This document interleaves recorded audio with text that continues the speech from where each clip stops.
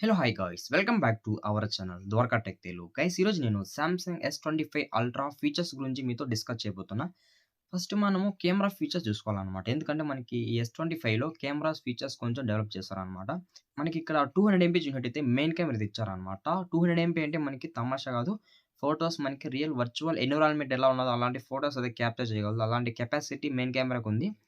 అలాగే 2x వరకైతే మనకి ఇక్కడ సెన్సార్ జూమ్ అయితే ఇచ్చారనమాట. దీన్ని యూజ్ చేసి మీరు ఫోటోస్ అయితే మంచి క్లారిటీ తీయొచ్చు. అలాగే ఓఐఎస్ అనే ఫీచర్ కూడా ఉందనమాట. ఇంకా ఓఐఎస్ ఉన్నట్లయితే మనకి ఫోటోస్ చాలా వస్తాయన్నమాట. ఆఫ్టర్‌కి, బిఫోర్‌కి చాలా చేంజ్ ఉంటది.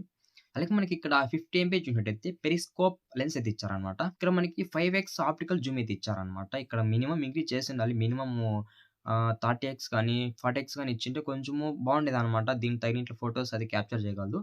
పర్లేదు మనకి 5x అన్నా కూడా కొంచెం బెటర్ క్యాప్చర్ చేయగలదనమాట. ఎందుకంటే 50 ఎంపీ కాబట్టి కొంచెం ఫోటోస్ కూడా చాలా అట్రాక్టివ్‌గా ఉంటాయి. విత్ టెలిఫోటో లెన్స్ కాబట్టి మనకి ఫోటోస్ ఎంత లాంగ్ ఉన్నా కూడా మంచిగా అయితే క్యాప్చర్ చేయగలదనమాట. ఇందులో కూడా మనకి ఓఎస్ అయితే ఉంది. ఇక్కడ మనకి 10 ఎంపీ చూసినట్టయితే షార్ట్ టెలిఫోటో కెమెరా ఇచ్చారని చెప్పొచ్చు. అంటే ఇంక మనకు షార్ట్స్ కూడా అయితే మంచిగా క్యాప్చర్ చేయొచ్చనమాట. అంటే చాలా వరకు రియల్ వర్చువల్ ఎన్విరాన్మెంట్ ఉన్న ఫీలింగ్ అయితే ఉంటదనమాట. ఇక్కడ మనకి 3x వరకైతే ఆప్టికల్ జూమ్ అయితే ఇచ్చారనమాట. ఇంకా మనకి 3x అంటే బెటర్‌గా ఉంటదనమాట. ఫోటోస్ కూడా మంచి క్లారిటీగానే తీస్తది. ఎందుకంటే పెద్దగా లాంగ్ ఉండదు కాబట్టి బెటర్‌గా క్యాప్చర్ చేయగల కెపాసిటీ ఉంటదనమాట దీనికి. ఇందులో కూడా మనకి ఓఐఎస్ అనే ఫీచర్ అయితే ఉంది.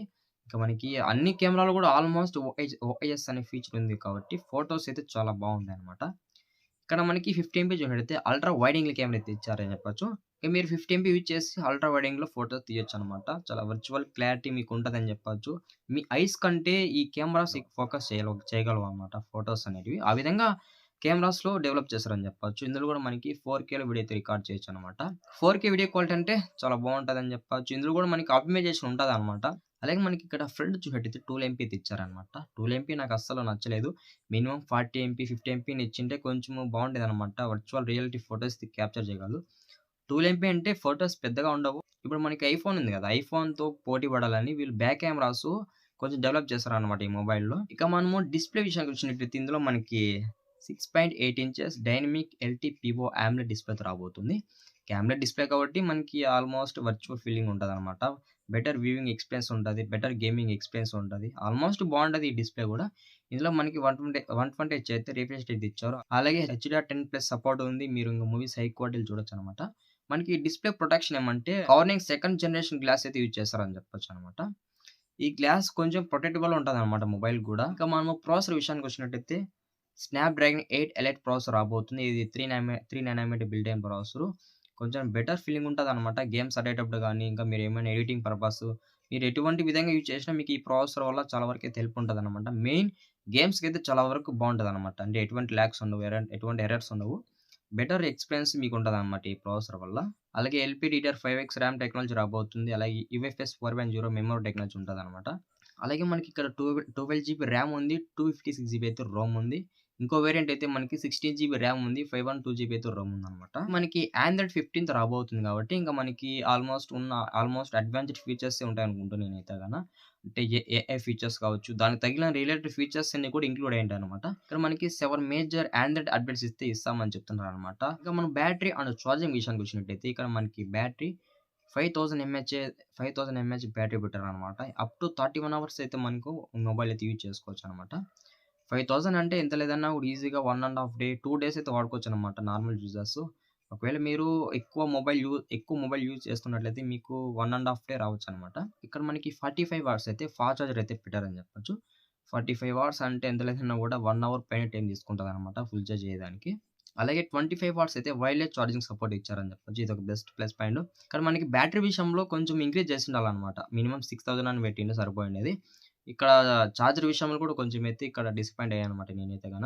మినిమమ్ 120 వాట్స్ పెట్టింటే కొంచెం బాగుండేదనుకుంటున్నా. అలాగే మనకి ఇక్కడ ఏఐ ఇంటిగ్రేషన్ అని మనకి ఇక్కడ తెచ్చారని చెప్పొచ్చు. ఇది అడ్వాన్స్డ్ ఏఐ ఫీచర్స్ అయితే ఇందులో ఉన్నాయన్నమాట.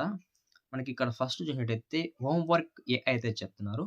ఇది చాలా మంది స్టూడెంట్స్‌కి అయితే యూజ్ అయితదనమాట. మ్యాథమెటికల్ ఈక్వేషన్స్ ఇది ఆటోమేటిక్‌గా సాల్వ్ చేయగలదు. అలాగే మనకి ఇక్కడ యూట్యూబ్ నోట్స్ అనే ఒక ఏఐ ఫీచర్ అయితే ఉంది. ఇది ఏం చేస్తదంటే మనకి మీరేమైనా ఒక సమ్మరీ టెక్స్ట్ ఇచ్చినారనుకో అది మీకు ఆటోమేటిక్‌గా సామ్‌సంగ్ ఏఐ నోట్స్‌లోకి సేవ్ అయిపోతదనమాట. ఇది చాలా బెస్ట్ ఫీచరు అనుకుంటాను. ఇంకా మనము మ్యూజిక్ సెర్చ్ ఒక ఫీచర్ అయితే ఉంది. ఇది ఏం చేస్తదంటే మనకి ఏదైతే కావాలో అంటే మనకి ఏ రిలవెంట్ సాంగ్స్ కావాలో అయి ఆటోమేటిక్‌గా ఇది సెర్చ్ చేయగలదు విత్ ఏఐ హెల్ప్‌తో అనమాట. అలాగే ఇక్కడ మనకి జెమినీ ఏఐ ఫీచర్ గూడా ఉంది. ఇది చాలా మొబైల్స్ తెస్తున్నారు ఇప్పుడు. 2025 లాంచ్ అయిన ప్రతి ఒక్క మొబైల్ గూడా ఉందనమాట. ఈ జెమినీ ఏఐ అనేది. ఇది గూడా ఒక మనకి గూగుల్ అసిస్టెంట్ మాదిరిగా ఉంటది. బట్ కాకపోతే ఏమంటే మనకి రియాలిటీ ఇన్ఫర్మేషన్ ఇస్తదనమాట. ఇంతకుముందు వాయిస్ అసిస్టెంట్ ఎలా ఉండేదంటే, మనం వాయిస్ ఇచ్చేస్తే కొంచెము రిలవెంట్ కంటెంట్ లేకన్నా డిఫరెంట్‌గా ఉండేదనమాట. అనేది థర్డ్ పార్టీ ఆథరైజ్ కంటెంట్ ఇచ్చేది. బట్ మనకి జెమినీ ఏఐ ఏం చేస్తదంటే, మనకి ఏదైతే రిలవెంట్ ఇన్ఫర్మేషన్ కావాలో అదే మనకి ఇది తెస్తదనమాట. ఈ మొబైల్ ప్రైస్ డీటెయిల్స్ చూసినట్టయితే 12+256 వేరియంట్ చూసినట్టయితే మనకిక్కడ 1,25,000 అయితే పడతదని చెప్తున్నారనమాట. ఇంకా మీరు కార్డ్ అవర్స్ ఏమైనా పెట్టుకుంటే మీకు మినిమమ్ 5 ఆర్ 6,000 అయితే కొంచెం డిక్రీజ్ అవ్వచ్చు. అలాగే 16+1 టెరాబైట్ స్టోరేజ్ చూసినట్టయితే 1,50,000 అయితే పడతదని చెప్తున్నారనమాట. ఈ మొబైల్ లాంచింగ్ డేట్ అయితే మనకి ఈ మంత్‌లోనే ఉంది. ఒకవేళ మనకి ఈ మొబైల్ లాంచ్ అయిందనుకో, అప్పుడు మనము ఓవర్‌వ్యూగా ఈ మొబైల్ ఒక్కొక్క పార్ట్ గురించి రివ్యూ చేయబోతున్నామనమాట. కాబట్టి ప్రతి ఒక్కరు మన ఛానెల్‌కి సబ్స్క్రైబ్ చేయండి. అలాగే బెల్ ఐకాన్ అయితే ఆన్‌లో పెట్టుకోండి. నేను ఎటువంటి రిలేటెడ్ వీడియో పెట్టినా కొంచెం మీకు నోటిఫికేషన్ ద్వారా వస్తదనమాట. ఇది